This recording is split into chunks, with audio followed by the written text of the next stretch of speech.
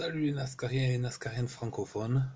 Je suis désolé, Pat, désolé Phil, je vous pique votre mot, mais ça touche tellement de gens d'être Nascarien et Nascarienne francophone que fallait bien que je reprenne ça pour leur parler de NASCAR à ma façon, certes, mais on va essayer de le faire avec beaucoup d'humour.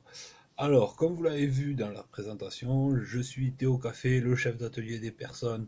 Même Di Benedetto, même Corée Lajoie ne veulent pas de moi parce que je leur fais peur, vu que je leur propose de mettre une fusée à la place du moteur. Non, bon, quand même, on va respecter les règles, mais enfin bon.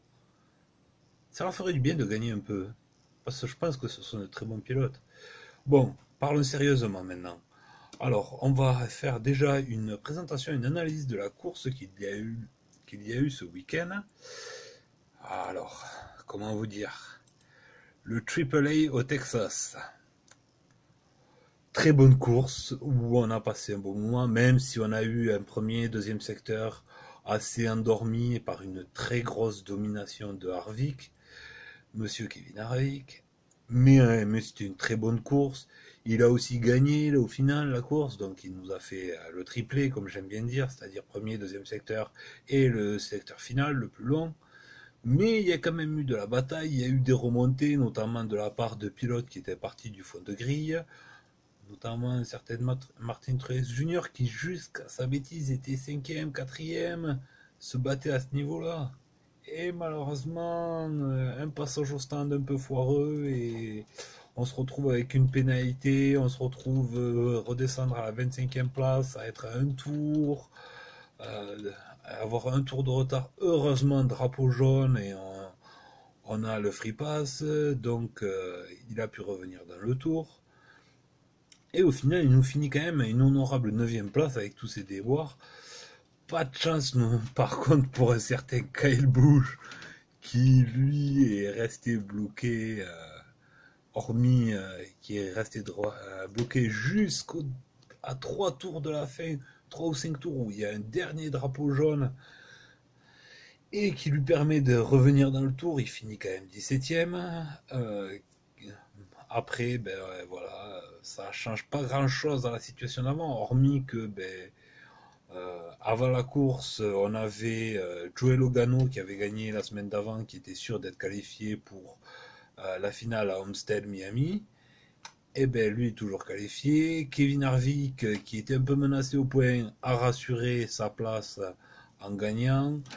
Après, on sait très bien que ça risque d'être très compliqué pour les autres qui sont encore dans les 8, de remonter, notamment Clint Bowyer, Aric Almirola, Chase Elliott risque d'avoir énormément de mal à remonter pour, hormis gagner la semaine prochaine à Phoenix, et oui, c'est la semaine prochaine, à 20h30, sur Automoto l'équipe, Automoto la chaîne, pardon. L'équipe, qu'est-ce que je raconte? Automoto la chaîne, avec les commentaires de Pat et Phil à partir de 20h30, on va se régaler, je sens. Ils n'ont pas d'autre choix, hein. Elliott, Almirola, Bowyer n'ont pas d'autre choix. Busch peut, car ce Busch, le grand frère de Kyle, peut se qualifier, mais il faudrait que soit son frère, soit Truex se plante. Il n'a pas d'autre choix. Il faudrait qu'il se plante ou qu'il gagne, lui aussi. T'as une petite victoire de Kurt Busch. Non, je plaisante. On va quand même pas faire gagner le vieux de la famille. Attendez, après, bonjour les problèmes entre les frères. Hein.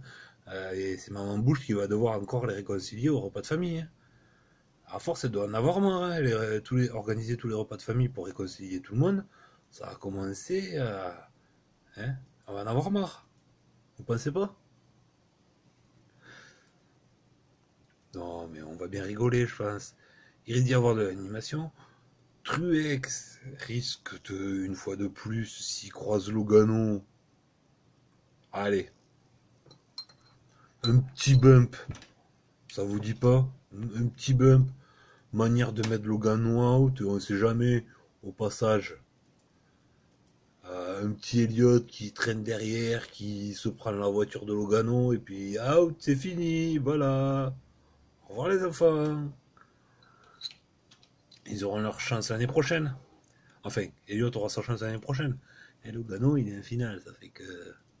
Lui, Homestead, comme l'a dit Truex, la guerre ne fait que commencer, il n'a pas encore gagné. Il a gagné la première bataille, mais la guerre, elle se termine à Homestead. On verra, hein. On verra, on verra. Non, très bonne course. Donc, un petit point sur le classement avec Kevin Harvick qualifié. Et c'est lui qui a le plus de points pour l'instant. Deuxième, on a un Kyle Busch avec 7 victoires et il a 15 points de retard. Troisième, Martin Truex Jr. avec 4 victoires et 18 points de retard. Et pas beaucoup de retard sur Harvick, hein, Truex. Il a bien géré, même s'il y a eu un petit passage à vide. Quatrième, Joey Logano, qui a moins 24 points, mais avec sa victoire de la semaine dernière, il est qualifié, le bonhomme. Il est qualifié, le Logano. Ensuite, on a Kurt Busch, qui est le premier non qualifié en 5e position, qui a moins 43. 6e, Chase Elliott à moins 57. 7e, Aric Almirola, moins 75. Ça commence à faire.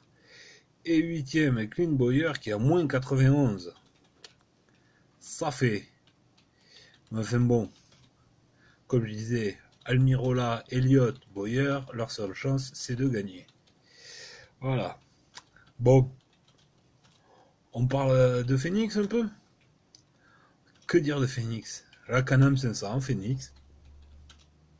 Bon, ben, si vous voulez les pronostics, ben, on verra une fois les qualifs. Hein, je vous ferai une petite vidéo. Allez, ciao les Nascariens et Nascariennes francophones. Portez-vous bien.